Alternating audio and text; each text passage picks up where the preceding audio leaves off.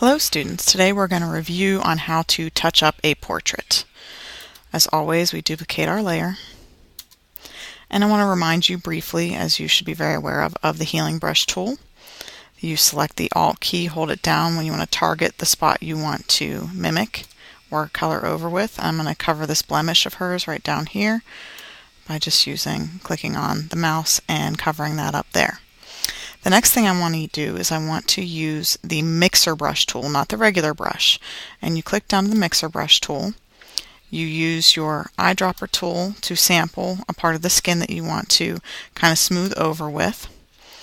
And you go back to the mixer brush tool, and you'll see that color appear up here. And you want your settings to this: wet 10%, load at 15, mix at 95, and flow at 100. Now when I bring this circle down here, you'll notice that it's a little bit small. Using the bracket keys on your keyboard, you can quickly increase this. And so what I want to do is I kind of want to make some sweeping movements here to kind of just fill in and almost kind of airbrush, per se, her skin a bit.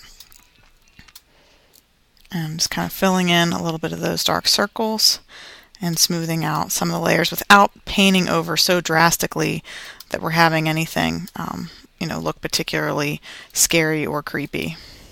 Okay. I also want to do this in on the lips, so I'm going to hit Control plus to move in. I want to resample the lip area here for a different color. Go back to my mixer brush tool, and I'm going to make the bracket smaller and move over slightly. And now I'm going to kind of color in a little bit, and you'll see that this kind of fills in some of those ridges in the lips and kind of smooths out the look, as well as just adding just a little bit of color. Alright.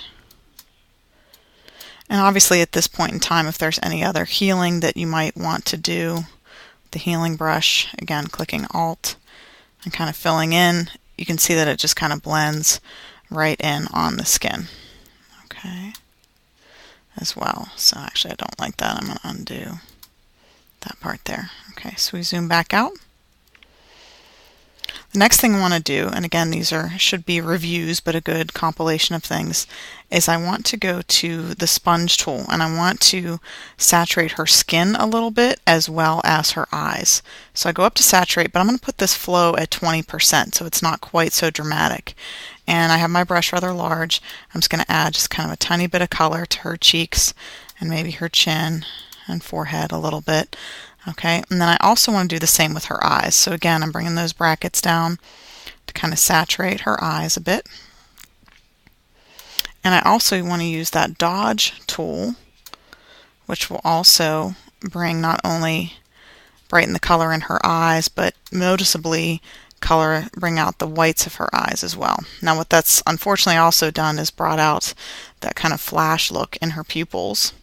So I'm going to go to the burn tool and kind of back over the pupils there so it doesn't have quite that glossy of a look there. Okay. What I also want to dodge is I actually want to darken this background here. So depending on what picture you choose, this may or may not be necessary for your tutorial. But I am going to go back to, the burn tool, and keep it at the burn tool, and I want to darken my image in the background here. Just to kind of keep almost like adding, a soft focus. That way the focus is more on her rather than on the background.